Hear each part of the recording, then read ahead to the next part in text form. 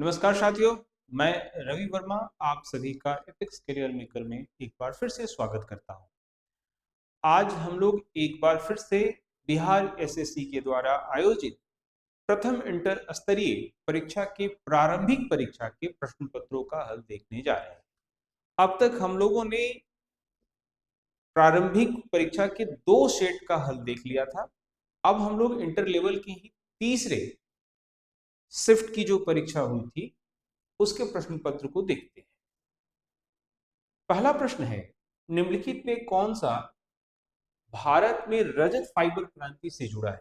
देखिए कितना शानदार सवाल पूछा है। इस तरीके के प्रश्न आपको पहले भी इंटरमीडिएट स्तर के सवाल में भी, ग्रेजुएट लेवल के स्तर के सवाल में भी पूछने देखने को मिला था। वो अलग अलग जो क्रांतियां हुई हैं भारत में भारतीय जनसंख्या के जरूरतों की पूर्ति के लिए, वो एक बार फिर से यहाँ पर आए। तो रजत फाइबर क्रांति जो वो कपास के उत्पादन के लिए किया जाता है। ठीक है, कपास के उत्पादन के लिए रजत फाइबर क्रांति इस्तेमाल किया जाता है। सिर्फ रजत क्रांति रहता तो क्या होता? अंडे के उत्पादन के लिए। ठीक है, चलते हैं आगे बढ़ते हैं। राष्ट्रीय खाद्य सुरक्षा अधिनियम, आपको देखें कि ये राष्ट्रीय खाद्य सुरक्षा अधिनियम केंद्र स्तर पर 2013 में लागू हुआ केंद्र स्तर पर, और बिहार में ये 1 फरवरी 2014 को लागू हुआ। सामान्य तो होता ये है कि जब भी कोई केंद्र स्तर पर नियम कानून एक्ट पारित होता है, राज्यों में लागू होते होते थोड़ा विलंब हो जाता है। तो बिहार में ये 1 फरवरी 2014 को हुआ था। ये बड़ा ही इंटरेस्टिंग अधिनियम था, और इसी की वजह से क्या हुआ, जब लॉकडाउन चला, लॉकडाउन, तो पूरे देश में वैसे लोग जो अपने भोजन की पूर्ति नहीं कर सकते थे, उन्हें सरकार को भोजन देना पड़ा। इस अधिनियम का यही था कि किसी भी व्यक्ति को भोजन का अधिकार मिलना चाहिए। ये क्या है? भोजन के अधिकार की बात है, भोजन का। ठीक है, चलिए आगे बढ़ते हैं अगले प्रश्न की ओर। अगला प्रश्न है, निम्नलिखित में से किसने आईसीसी का वर्ष 2017 का सर गारफील्ड सोबर्स ट्रॉफी? देखिए, सर गारफील्ड सोबर्स जो थे वो वेस्ट इंडीज क्रिकेट टीम के फेमस क्रिकेटर थे, और इस प्रश्न ने हमें यह हिंट्स दिया। ये तो करंट अफेयर से जुड़ा हुआ सवाल है, 2017 का सवाल पूछा, तो 2026 की परीक्षा में तो ये पूछने नहीं जा रहा, लेकिन ये हिंट्स हमें ये दे गया कि कोई भी आईसीसी इवेंट हुआ है या कोई भी वर्ल्ड इवेंट हुआ है जिसमें कोई भी भारतीय बेहतर काम किया है, तो वो आपके लिए सवाल है, चाहे वो क्षेत्र खेल का हो, चाहे वो साहित्य का हो, व्यापार का हो, राजनीति का हो, कोई भी क्षेत्र हो। बहरहाल इस प्रश्न का उत्तर हो जाएगा सी नंबर, विराट कोहली। आगे बढ़ते हैं। अगला प्रश्न है, निम्नलिखित में से कौन सा भारत में तांबा अयस्क का सबसे बड़ा उत्पादक है? तो पारंपरिक रूप से आपको पता होना चाहिए कि राजस्थान का एक जगह है खेतड़ी, है ना, और ये तांबे के उत्पादन के लिए जाना जाता रहा है, लेकिन वर्तमान में मध्य प्रदेश तांबे के अयस्क में सबसे बेहतर काम कर रहा है। इस प्रश्न ने हिंट्स ये दे दिया कि जो भारत के भारत के प्रमुख अयस्क जो है, भारत के प्रमुख अयस्क उत्पादक क्षेत्र, वो हमें ध्यान में रखने कर जाने हैं। कभी कोयला पूछ सकता है, कभी कुछ, है ना, तो ये ध्यान में रखिए। मध्य प्रदेश इसका उत्तर हो जाएगा। चलते हैं अगले प्रश्न की ओर।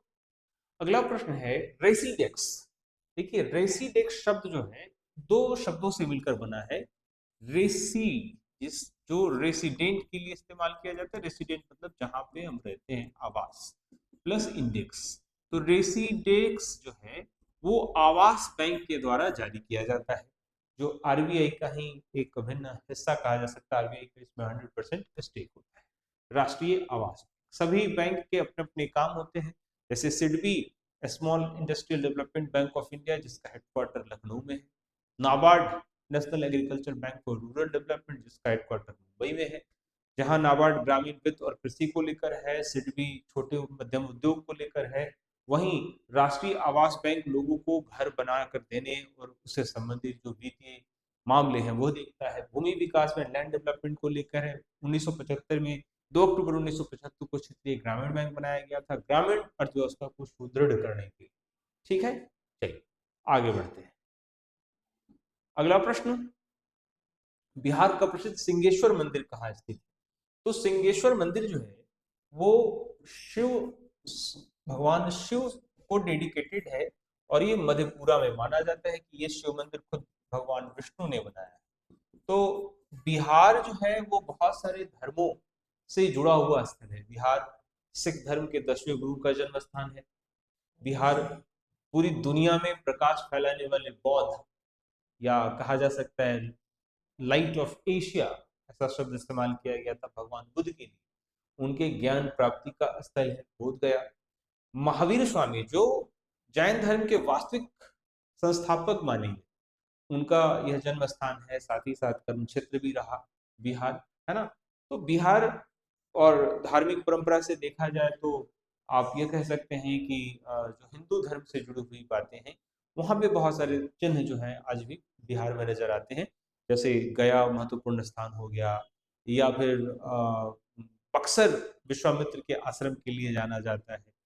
छपरा में भी ऐसा है, सीतामढ़ी में भी है, पश्चिम चंपारण में भी है। तो अलग अलग जगहों पर आपको शाक्य परंपरा से, जैसे शक्तिपीठ तो पटना जो पाटन देवी के नाम पर है वो भी, तो हमें उन जगहों के बारे में तो जानना ही चाहिए, क्योंकि बिहार के जो प्रसिद्ध स्थल हैं वो आपके लिए प्रश्न के रूप में आ सकते हैं, इसमें कोई दो राय नहीं। तो मधेपुरा इसका उत्तर है, लेकिन मैं चाहता हूं कि बिहार के जो अन्य धार्मिक जगह हैं उनके बारे में भी थोड़ी आपकी जानकारी मजबूत हो जाए। हो सकता है आपके लिए एक सवाल हो जाए, आपका एक अंक 2026 में आपको इसी स्लाइड से मिल जाए। महाबोधि मंदिर बोध गया, जहां गौतम बुद्ध को ज्ञान प्राप्त हुआ। लेकिन ये एक इंटरेस्टिंग बात यह है, ये यूनेस्को के द्वारा विश्व धरोहर सूची में इस जगह को स्थान दिया गया है।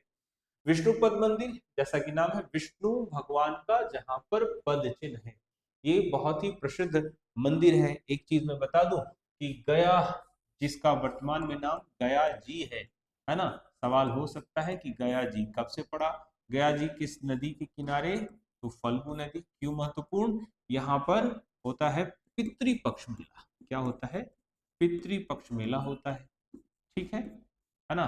और इसी फल्गु नदी पर विश्व का सबसे बड़ा रबर डैम, विश्व का सबसे बड़ा रबर डैम बना है, रबर डैम, ठीक है। चलिए, मां मुंडेश्वरी मंदिर कैमूर, सबसे पुराने मंदिरों में से एक, बड़ी पाटन देवी प्रमुख शक्तिपीठों में से एक है, जिसके नाम पर पटना पड़ा है। महावीर मंदिर पटना जंक्शन के पास हनुमान मंदिर है। महावीर मंदिर जो उत्तर भारत का प्रसिद्ध मंदिरों में से एक स्थान ऐसा माना जाता है।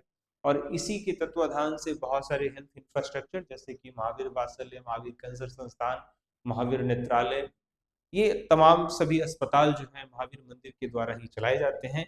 और बिहार में एक और यहाँ पर एडिशन हो गया, विराट रामायण मंदिर। विराट रामायण मंदिर जो चंपारण में बन रहा है। चंपारण में केसरिया एक जगह है ना, केसरिया के पास कैथवलिया एक गांव है, वहां पर यह बन रहा है, ठीक है। जल मंदिर पावापुरी, महावीर के निर्वाण स्थान और जैन धर्म का पवित्र स्थान। हरिहर नाथ मंदिर जो कि सोनपुर में है, और सोनपुर अपने आप में क्यों प्रसिद्ध है, एशिया का सबसे बड़ा पशु मेला, एशिया का या विश्व का, एशिया का सबसे बड़ा पशु मेला, ठीक है। चलिए, तो ये आपको जानना है। अगला है सूर्य मंदिर, भगवान सूर्य को समर्पित है, औरंगाबाद में है। और ये औरंगाबाद में जो छठ पूजा मनाई जाती है वो काफी प्रसिद्ध मानी जाती है, औरंगाबाद यहाँ पर छठ पूजा, ठीक है। सूर्य को है। जानकी मंदिर सीतामढ़ी, जो राम मंदिर की तर्ज पर यहाँ पर सीता मंदिर है। ये सवाल आ सकता है इसका फाउंडेशन कब हुआ। एक तस्वीर आई थी जिसमें नीतीश कुमार, जो उस समय भी मुख्यमंत्री थे, अभी भी हैं, वो फाउंडिंग स्टोन डाला गया था, है ना, जानकी मंदिर के निर्माण को लेकर। चलते हैं अगले प्रश्न की ओर चलते हैं। अगला प्रश्न है, दिसंबर 2017 में डब्ल्यूटीओ, डब्ल्यूटीओ का मतलब हो गया world trade organisation, world trade organisation, world trade organisation, organisation कि मंत्री स्तरीय बैठक का आयोजन कहाँ किया गया? देखिए, ये सवाल तो 2017 के लिए है और मैं उत्तर बता भी दूं कि ब्यूनस आयर्स में, लेकिन हमें क्या जानना है? हमें यह जानना है कि विश्व में जो वर्तमान में कुछ ऐसे संगठन हैं जो अभी हाल फिलहाल जिनकी बैठकें हुई हैं, चाहे वो मंत्रिमंडल स्तरीय हो या फिर अन्य अधिकारी स्तर की हो, जैसे कि G20 हो गया, G8 हो गया, G7 हो गया, या फिर आसियान हो गया, इस तरीके के जितने भी वैश्विक संगठन हैं। क्योंकि ये परीक्षा 2026 में आयोजित होने वाली है, तो 2025 में जितने भी वैश्विक संगठनों की बैठकें हुई हैं, जिसमें अगर भारत पार्टिसिपेंट है तब तो महत्वपूर्ण है ना? इंडिया को ध्यान में रखकर आपको क्या करना है, उन ऑर्गेनाइजेशंस के बारे में जानना है। ठीक, अगले प्रश्न की ओर बढ़ते हैं। अगला प्रश्न है, भारत में सौर तालाब की स्थापना पहली बार कहाँ की गई? तो भारत में सौर तालाब, ये भी करंट अफेयर से जुड़ा हुआ सवाल था, तो उस समय तो 2017 में गुजरात में की गई थी, लेकिन इससे जुड़ा हुआ जो मैं अभी हिंट्स बता दूं कि पीएम सूर्य घर योजना शुरुआत किया गया है, जिसका उद्देश्य यह है कि हम बिजली को लेकर सोलर एनर्जी की ओर ज्यादा इंक्लाइंड हो, है ना, ताकि एक जो सस्टेनेबिलिटी है एनर्जी में वो बरकरार रहे। तो पीएम सोलर से जो रिलेटेड योजनाएं हैं उसको जानना चाहिए। अगले प्रश्न की ओर आगे बढ़ते हैं। अगला प्रश्न है, कौन सा ज्वालामुखी डोरमेंट के प्रकार का है? डोरमेंट शब्द जो होता है उसका मतलब होता है सुसुप्त। सुसुप्त मतलब अभी शांत, शांत, है ना? तो ऐसा ज्वालामुखी जो है वो माउंट किलीमंजारो है। माउंट किलीमंजारो, माउंट किलीमंजारो एक सुसुप्त ज्वालामुखी का उदाहरण है। ठीक है। संयुक्त राष्ट्र व्यापार और विकास सम्मेलन अंकटाड, अंकटाड का मुख्यालय कहाँ है? देखिए, सवाल बड़ा बेहतर पूछा है। अंकटाड का मुख्यालय यहाँ पर पूछा। सबसे पहला तो मैं यहाँ पर बता दूं कि ये जो अंकटाड का फुल फॉर्म है, यहाँ पे जो लिखा गया अंकटाड का ये विस्तृत नाम है, ये भी आपको सवाल में पूछा जा सकता है। अंकटाड का जो हेडक्वार्टर है वो जेनेवा में है। कहाँ है? जिनेवा, स्विट्जरलैंड में एक जगह है, वहां पर है। अंकटाड से जुड़ा हुआ कुछ फैक्ट समझ लेते हैं। अंकटाड अंग्रेजी में भी कभी कभी आपसे आ सकता है इसका विस्तृत नाम। तो United Nations conference on trade and development, जो विकासशील देशों को वैश्विक अर्थव्यवस्था में व्यापार, निवेश और विकास के मुद्दों पर मदद करने के लिए संयुक्त राष्ट्र की एक संस्था है। यह विकासशील देशों के विश्व व्यापार में सफलतापूर्वक एकीकृत करने और सतत विकास के लक्ष्य को प्राप्त करने में सहायता करता है। तो अंकटाड का काम क्या है, इसका फुल फॉर्म क्या है? ये दो बातें हो गई। Full form United Nations conference on trade and development, objective हो गया। फंक्शन क्या करता है? व्यापार, वित्त, प्रौद्योगिकी और निवेश के क्षेत्र में काम करता है। 1964 में इसकी स्थापना हुई थी और इसका हेडक्वार्टर स्विट्जरलैंड के जिनेवा में है। इतनी सारी बातें आपको समझ, ठीक है। चलते हैं आगे, चलते हैं। पाइका आंदोलन के नेता कौन? तो पाइका आंदोलन के नेता थे बक्सी जगबंधु। यहाँ पर बल्थी लिखा है, लेकिन सही शब्द है बल, Bakshi Jag, Bakshi Jagabandhu. D number option हो जाएगा। बक्सी, बक्सी जगबंधु, ठीक है, बक्सी जगबंधु, ये डी नंबर इसका विकल्प हो। अगला सवाल है, अंगोला की राजधानी कहाँ है? इस तरीके के सवाल तो बीएसएससी के फेवरेट होते जा रहे हैं। इस तरीके का प्रश्न पूछा जाता है जिसमें कोई देश अभी हाल फिलहाल किन्हीं वजहों से भी वो समाचार में नहीं रहता, लेकिन उसकी राजधानी पूछ ली जाती है जो प्रसिद्ध नहीं होता। तो मैं आपको एक यहाँ हिंट्स दूंगा कि जब भी कोई आप कोई गाइड बुक पढ़े, लुसेंट या क्राउन, तो उसमें अंतिम सेक्शन में होता है विविध।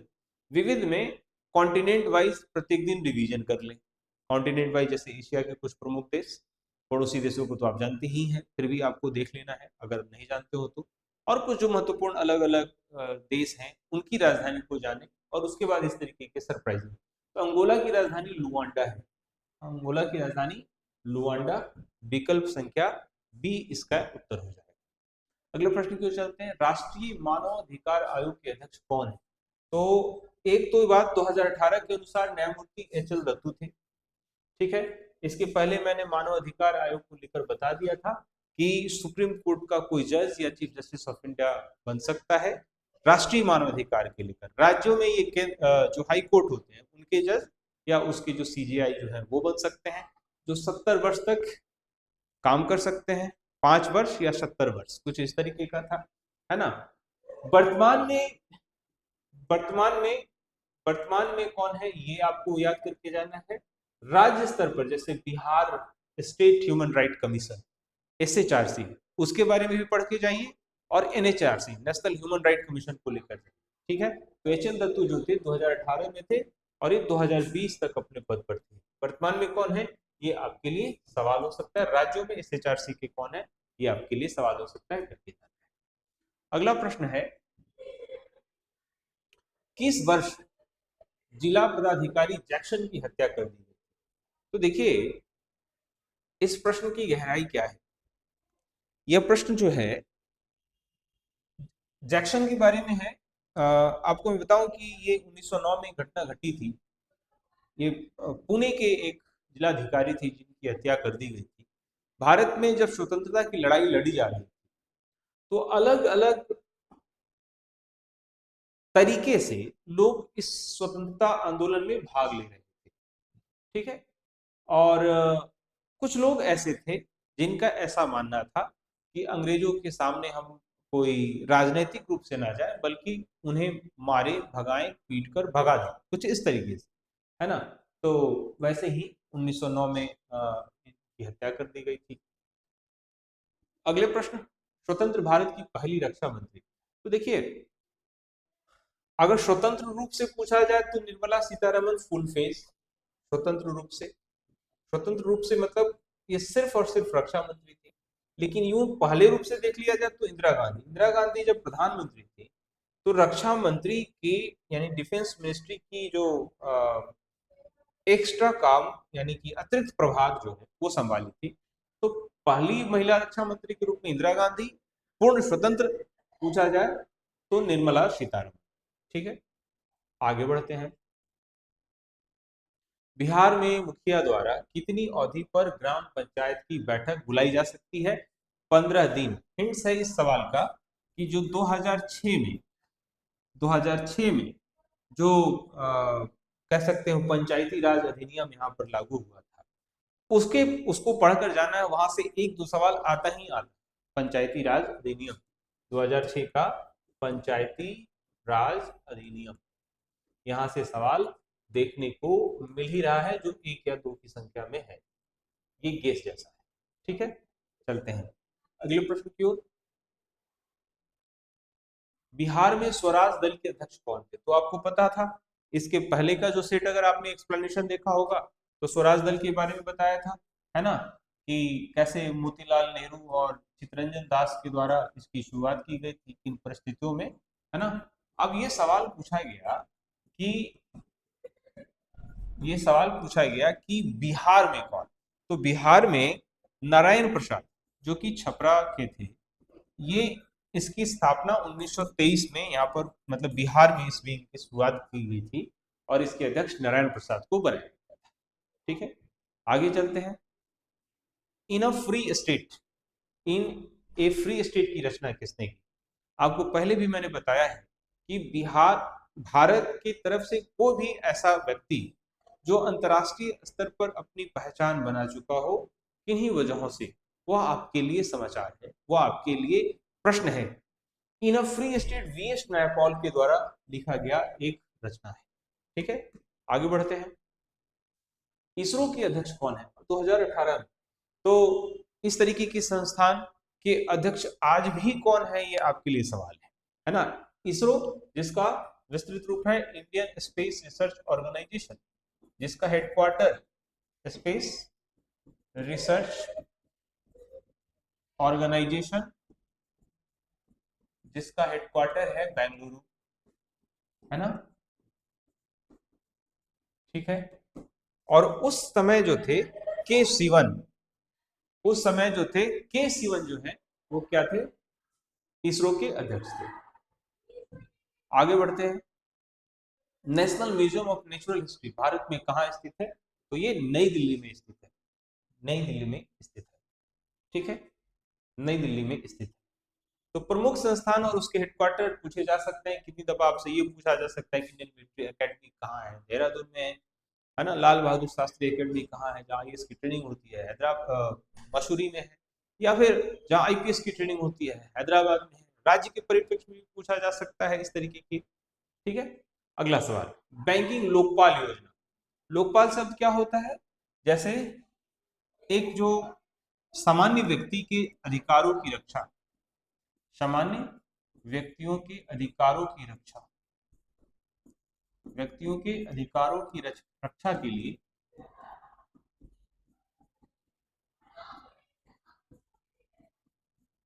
ठीक है, ये 1995 में एक ऐसा संगठन बनाया। ठीक है, जैसे आप सुनते होंगे कि आपने एटीएम से पैसा विड्रॉ करना चाहा और पैसा आपको मिला भी नहीं, अकाउंट से कट गया।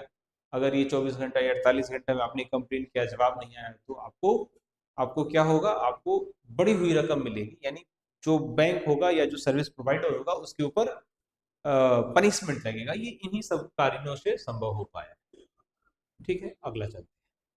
लिपुलेख दर्रा, दर्श लिखा है, मूलतः शब्द क्या है? दर्रा। लिपुलेख दर्रा कहाँ है? तो देखिए, आपके लिए अब ये सवाल हो सकता है कि जितने भी दर्रे हैं, पासेज हैं, उनको जानना चाहिए। एक मानचित्र से समझ लेते हैं और फिर आप ही जवाब देंगे। देखिए, ये भारत के अधिकतर दर्रे हैं। जैसे हिमाचल, अरुणाचल में जाएंगे तो दीपू दर्रा, यांगवांग, बोटबिला, है ना। यहाँ पर आप सिक्किम पास जाएंगे तो जेलेपला या नाथुला। जो सवाल आपसे पूछा गया लिपुलेख, ये नेपाल है और इसके ऊपर यानी कि उत्तराखंड, हाँ उत्तराखंड, उत्तराखंड में लिपुलेख दर्रा, नीति दर्रा, माना दर्रा। हिमाचल में जाएंगे तो सिरकिला, बारलाचा, है ना, और रोहतांग दर्रा।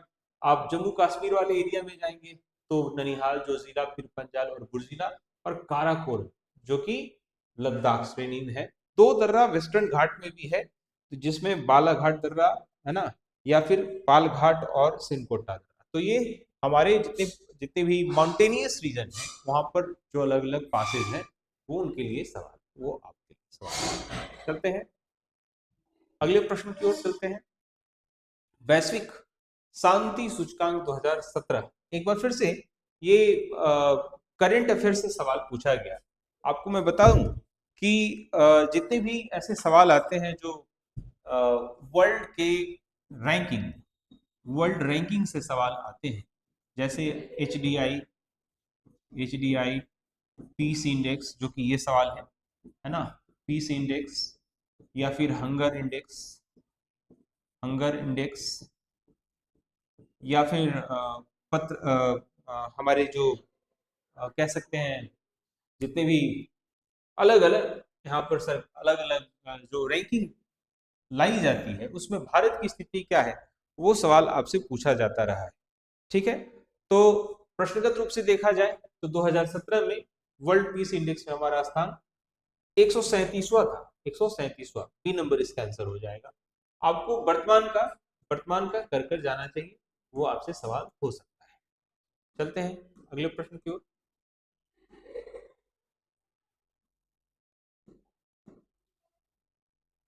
बृहदेश्वर मंदिर का निर्माण किसने किया था? बृहदेश्वर मंदिर का निर्माण राजराज ने किया था। और ये भी शिव से संबंधित, ये भी क्या है? शिव को डेडिकेटेड है। ये भी क्या है? भगवान शिव को डेडिकेटेड है। आगे चलते हैं।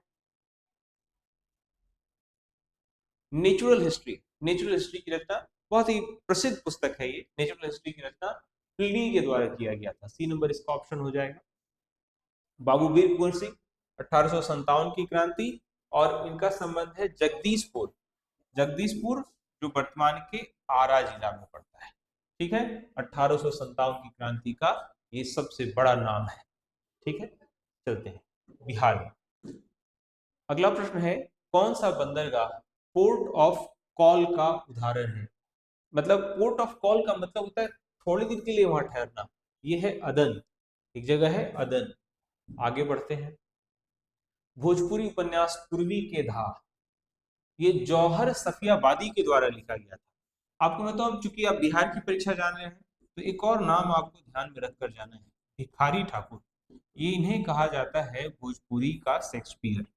भोजपुरी का शेक्सपियर इन्हें कहा जाता है। ठीक है, जैसे शेक्सपियर अंग्रेजी भाषा का, तो भोजपुरी का ये शेक्सपियर माना जाता है। और इनकी बहुत प्रसिद्ध नाटक या रचना कहा जा सकता है विदेशिया, बहुत प्रसिद्ध है, वो पूछा जा सकता है या पूछा भी गया है बहुत सारी परीक्षाओं। तो कुछ ऐसे ही लोकगीत, लोक गायिका, यहाँ पे बहुत सारे ऐसे लोग जो हमारे बिहार के रहे हैं और बहुत शानदार काम किए हैं। जैसे जौहर सफियाबादी ने जो पूर्वी की धार, जो एक उपन्यास लिखी भोजपुरी की, संभवतः ये पहली उपन्यास मानी जाती है। ये एक छपरा और सिवान प्रक्षेत्र में महेंद्र मिसिर एक व्यक्ति थे, है ना, महेंद्र मिसिर, महेंद्र मिसिर उनकी कहानी है। ठीक है,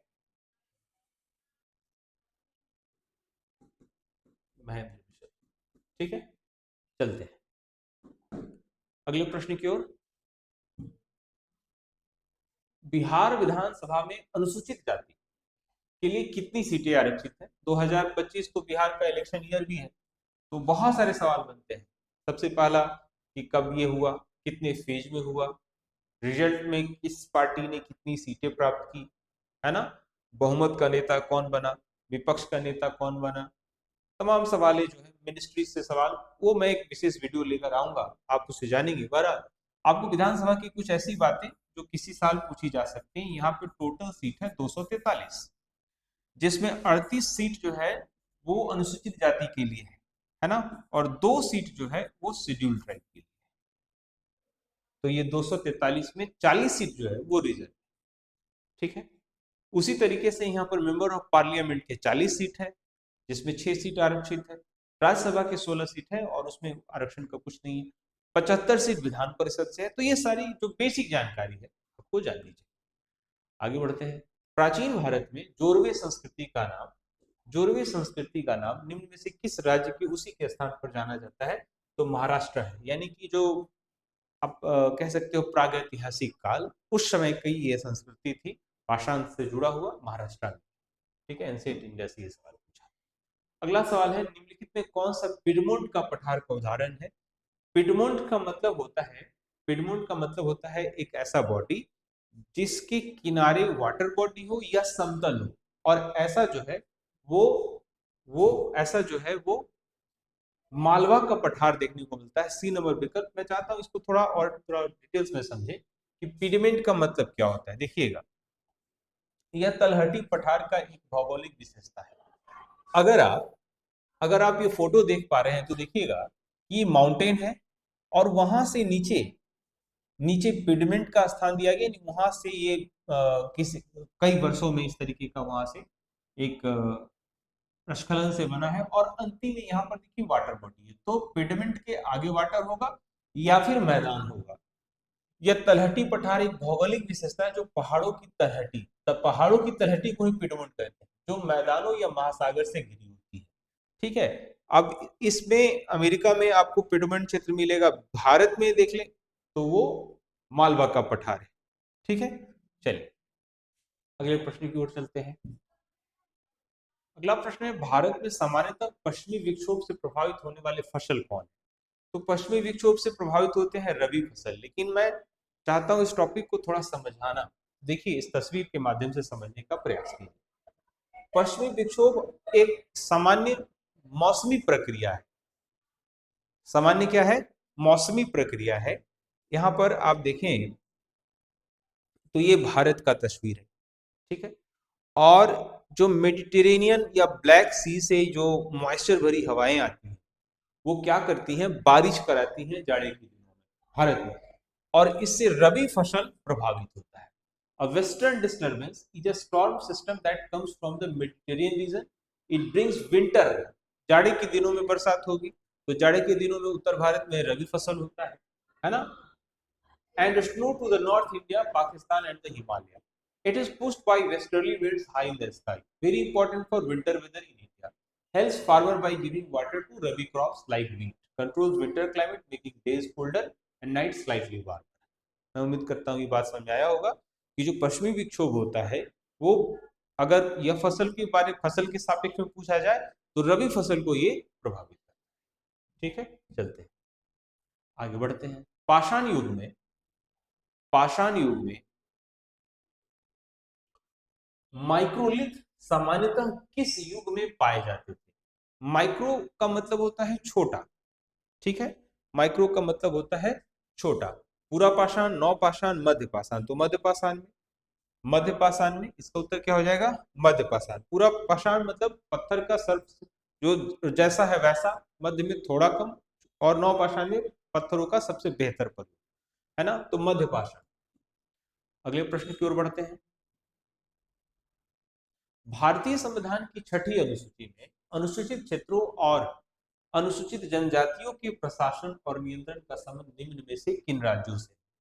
अब मैं आपको बता दूं कि यह सवाल को समझाने की जो मैंने जिस तस्वीर का उपयोग किया है वो सीजीएल में इससे सवाल, एक स्लाइड से सवाल आ ही रहा है। एक बार फिर से मैं उसी स्लाइड को खोलता हूँ। जो सवाल पूछा वो क्या था? छठी अनुसूची, यही ना?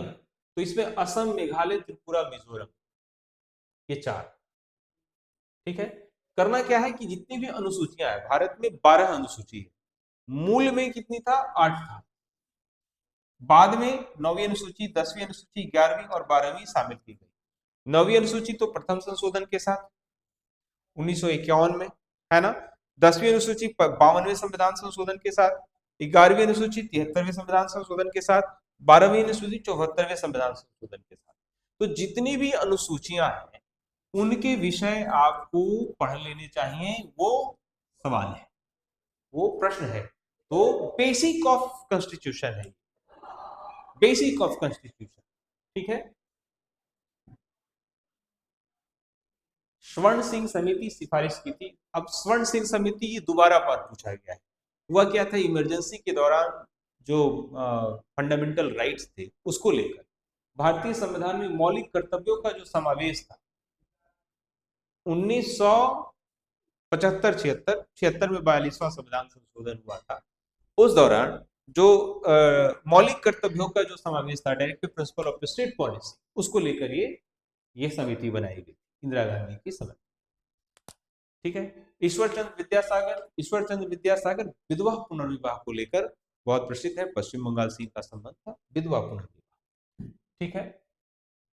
अगला, भारत में केंद्र राज्य संबंध पर द्वितीय आयोग का गठन कब किया गया था? भारत में केंद्र राज्य संबंध पर, देखिए, केंद्र और राज्य संबंध को लेकर एक कमेटी बनी थी, सरकारिया आयोग, ठीक है। सरकारिया आयोग मैं लिख भी देता हूं। 2007 में ये बनी थी। 2007 में ये द्वितीय आयोग बना था, सरकारिया आयोग, ठीक, सरकारिया आयोग, ठीक है, 2007, ठीक। आगे बढ़ते हैं। सूचना का अधिकार अधिनियम 2005 में बिहार में कब लागू हुआ? सूचना का अधिकार जो है वो 2005 में लागू हुआ था, लेकिन ये बिहार में कब लागू हुआ था? ये सवाल, ऐसा दूसरा सवाल पूछा गया कि केंद्र में कोई कानून लागू हुआ, बिहार में कब लागू हुआ? तो सूचना का अधिकार अधिनियम जो है वो जून 2006 में लागू हुआ था, जबकि ये 2005 में केंद्र स्तर पर लागू हुआ था, ठीक है। आगे चलते हैं। वर्ष 2015-16 में निम्नलिखित में से कौन सा राज्य कपास का सबसे बड़ा उत्पादक है? तो गुजरात हमेशा से रहा है, 15-16 में रहा होगा, आज भी 39 का ए आंसर हो जाएगा। प्रोजेक्ट टाइगर 1973 में, प्रोजेक्ट टाइगर क्या 1973 में, है ना। उसके पहले हांगुल के लिए जम्मू कश्मीर में दादी ग्राम जो है वहां बताया गया था, प्रोजेक्ट टाइगर 1973। अगले प्रश्न की ओर चलते हैं। हिंदी उपन्यास मैला आंचल फणीश्वर नाथ रेणु की प्रसिद्ध कृति है। ऐसे फणीश्वर नाथ रेणु की और कौन कौन सी प्रमुख कृति है? प्रति परिकथा, दीर्घ तपा, जुलूस, कितने चौराहे, कलंक मुक्ति, पलटू बाबू रोड, है ना। कहानियों में ठुमरी, अगिन खोर, आदिम रात की महक, एक श्रावणी दोपहरी धूप, पहलवान की ढोलक। इसमें तो पहलवान की ढोलक मुझे ठीक ठाक याद है, सीबीएसई वालों को पढ़ना भी था। तीसरी कसम, उफ मारे गए गुलफाम, इस नाम से फिल्म बना, पंचलाइट नाम से भी फिल्म बना है ना। ठेस भी एक कहानी है जो इस पे लिखा गया है। तो कुल मिलाकर ये सभी जो कृतियां हैं वो फणीश्वरनाथ रेणु की है। करना क्या है? बिहार की तरफ से जो साहित्य के बहुत बड़े नाम है, जैसे नागार्जुन हुए, रामधारी सिंह दिनकर हुए, गोपाल सिंह नेपाली हुए, फणीश्वरनाथ रेणु हुए, इन सबों को आपको पढ़कर जाना चाहिए। जो लास्ट इंटरमीडिएट स्तर की परीक्षा हुई या सीजीएल की परीक्षा हुई, उसके बाद से एक और नाम जो बिहार की पहचान जैसा है, शारदा सिन्हा, उनको करके जाना चाहिए। शारदा सिन्हा से संबंधित बात, उन्हें कब पद्म अवार्ड मिला, कौन कौन से सम्मान मिले, कब उनका देहांत हुआ, किस क्षेत्र के लिए वो प्रसिद्ध थी, वो मैं उम्मीद करता हूं कि वहां से भी सवाल आ सकता है। अगला है God of Small Things, Arundhati Roy की बहुत प्रसिद्ध उपन्यास है, यानी कि 42 का डी आंसर हो जाएगा। जैन साहित्य, भारतेश्वर बाहुबलीदास, देखते हैं। तो इसमें क्या था कि ये विजय सेन सूरी, सिलभद्र सूरी के द्वारा एक उपन्यास लिखा गया था, जिसमें जैन धर्म के जो प्रथम तीर्थंकर थे, जैन धर्म के प्रथम तीर्थंकर ऋषभदेव, है ना, प्रथम तीर्थंकर ऋषभदेव, तो उन्हीं के पुत्र थे भरत और बाहुबली। उनके बीच सत्ता को लेकर जो खींचतान हो रही थी, उसी को लेकर ध्यान में रखकर ये उपन्यास लिखा गया था। ये जैन साहित्य का बहुत प्रसिद्ध पुस्तक माना जाता है। चलते हैं अगले प्रश्न की ओर। केंद्रीय जांच ब्यूरो का गठन किस प्रकार किया गया? तो केंद्रीय जांच ब्यूरो जो है वो गृह मंत्रालय के प्रस्ताव के अंतर्गत आता है, सीबीआई। ठीक है, आगे बढ़ते हैं। Glimpse of world history, Jawaharlal Nehru की बहुत प्रसिद्ध किताब है। डिस्कवरी ऑफ इंडिया और ग्लिम्स ऑफ वर्ल्ड हिस्ट्री, ये दो बहुत प्रसिद्ध किताब जवाहरलाल नेहरू की। विश्व इतिहास की झलक, इसके अंतर्गत उन्होंने अपनी बेटी को कई पत्र लिखे थे जो उन्हें विश्व के इतिहास की समझ को बताता है। जवाहरलाल नेहरू के द्वारा ग्लिम्स ऑफ वर्ल्ड हिस्ट्री। अगला प्रश्न है, भारत की स्वतंत्रता के पूर्व गठित अंतरिम सरकार में भारत के वाणिज्य मंत्री कौन थे? तो आई चंडीगढ़ थे। लेकिन ये जो अंतरिम सरकार है वहां से सवाल पूछा ही जाएगा, तो मैं चाहता हूं कि एक बार देख लें। वल्लभ भाई पटेल को होम इंफॉर्मेशन एंड ब्रॉडकास्टिंग मिला था। CH भाभा को वर्क्स माइंस एंड पावर मिला था। लियाकत अली फिनांस, जो कि बाद में पाकिस्तान में चले गए। 1947 में जब देश विभाजित हुआ तो ये पाकिस्तान में चले गए। इब्राहिम इस्माइल चंडीगढ़, जो अभी आपके लिए सवाल आया था। बलदेव सिंह को डिफेंस, पंडित जवाहरलाल नेहरू को vice president of the executive council external affair and Commonwealth relation, विदेश साधारण शब्द में समझे।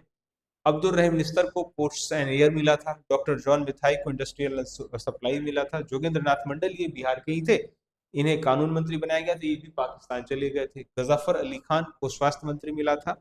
सी राजगोपालाचारी को शिक्षा मंत्री। राजेंद्र प्रसाद, ये याद करके जाएं, पूछेंगे, इन्हें मिला था food and agriculture. Jagjivan Ram, जो कि बिहार से थे, इनको मिला था लेबर। और आसफ अली को रेलवे और कम्युनिकेशन मिला था। आपको मैं बताऊं कि अंतरिम सरकार की दो बार पुनर्गठित हुई, एक आजादी के पहले और दूसरा आजादी के बाद। ठीक है, तो वो उसे आपको ध्यान में रखकर जाना है। चलते हैं अगले प्रश्न की ओर। मिस अर्थ 2017 का खिताब किसने जीता है?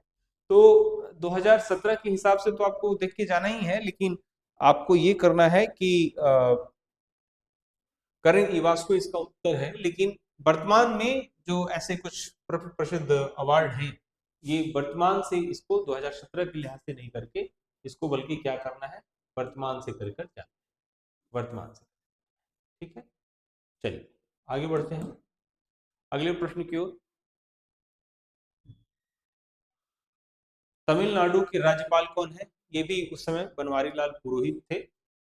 वर्तमान के लिहाज से जाइए, सत्यपाल मलिक वर्तमान बिहार के राज्यपाल हैं।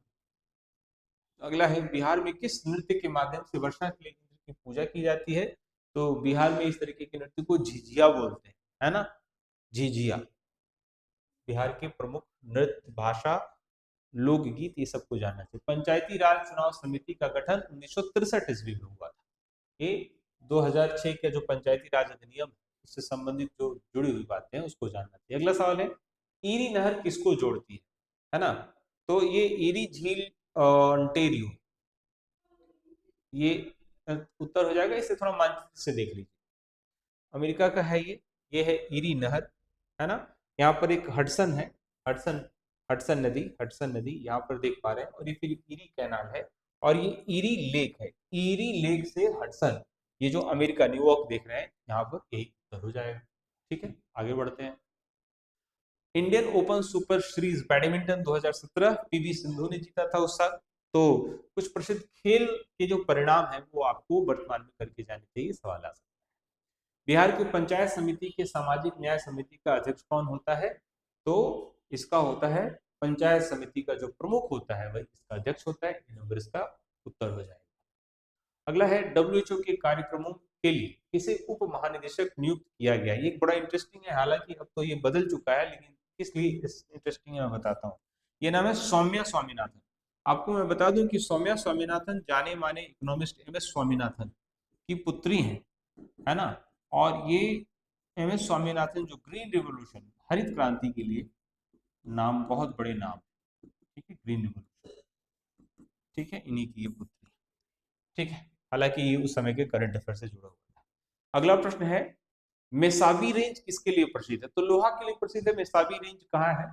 और इस सवाल ने आपको हिंट्स ये दे दिया कि वर्ल्ड ज्योग्राफी के जो कुछ महत्वपूर्ण एस्पेक्ट्स हैं उसको भी कर जाना चाहिए। मेसाबी रेंज देखिए, मेसाबी रेंज यहाँ पर आपको नजर आ रहा है, ये है मेसाबी रेंज, ठीक है। मेसाबी रेंज आयरन ओर के लिए बहुत प्रसिद्ध है और ये यूएस में, ठीक है। चलिए, यहाँ पर कनाडा देख पा रहे हैं और ये कनाडा के तुरंत नीचे यूएस मेसाबी रेंज। तो इस तरीके से ये प्रथम इंटर स्तरीय परीक्षा जो हुई थी, प्रीलिम्स का ये तीसरा सेट था, यानी कि तीसरे शिफ्ट का ये प्रश्न था। पहले दो शिफ्ट से थोड़ा सा कठिन कहा जा सकता है, लेकिन फिर भी मॉडरेट है। मैं उम्मीद करता हूं कि इसकी व्याख्या से आप ये अनुमान लगाने में सफल हो पाएंगे कि आपकी जो द्वितीय इंटर स्तरीय परीक्षा होगी उसके प्रश्न कैसे पूछे जाएंगे, ठीक है। मैं उम्मीद करता हूं कि आपको ये काफी सहायता देगा। वीडियो में अंत तक बने रहने के लिए बहुत बहुत धन्यवाद।